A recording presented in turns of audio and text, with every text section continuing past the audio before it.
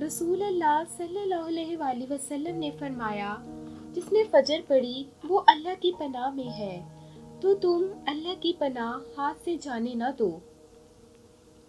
कुछ लोग फजर तक जागते हैं और कुछ लोग फजर के लिए जागते हैं। कुछ को नमाज नींद से बेहतर लगती है तो कुछ को नींद नमाज से बेहतर लगती है। बेशक फलाह पा गया वो जिसने अल्लाह का रास्ता चुना।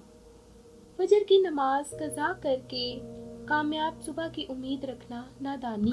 जितना सुकून अल्लाह ने फजर की नमाज में रखा है, इतना सुकून अल्लाह ने किसी और चीज़ में नहीं रखा। फजर की नमाज लाजिम कर लो, क्योंकि ये इस दिन के लिए शैतान के खिलाफ पहली फतह है। और जिस दिन तुम नमाज फजर की फजीलत को जान लोगे तो फिर कभी नमाज फजर कज़ा ना करोगे। रसूल अल्लाह सल्लल्लाहु अलैहि वसल्लम ने इरशाद फरमाया, जिसने सुबह की नमाज अदा की वो अल्लाह के ज़िम्मा में है।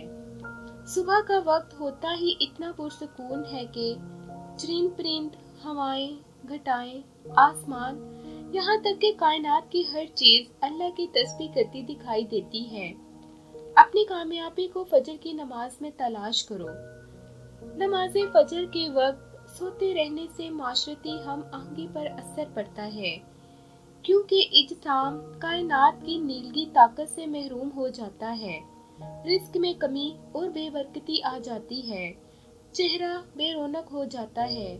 लिहाजा मुसलसल फजर कज़ा पढ़ने वाला शख्स भी इन्हीं लोगों में शामिल है। फजर की नमाज तो अल्लाह पाक से वफा है। नबी करीम सल्लल्लाहु अलैहि वसल्लम ने फरमाया, फजर की नमाज से पहले की 2 रकतें सुन्नत दुनिया और दुनिया की तमाम तर चीज़ों से बेहतर हैं। यकीन करो, तुम नमाज फजर कायम करो, अल्लाह तुम पर पूरा दिन अपनी रहमत कायम करेगा। फरमाने मुस्तफ़ा, जिसने 2 ठंडी नमाजें यानी नमाज फजर असर पढ़ी वो जन्नत में दाखिल होगा।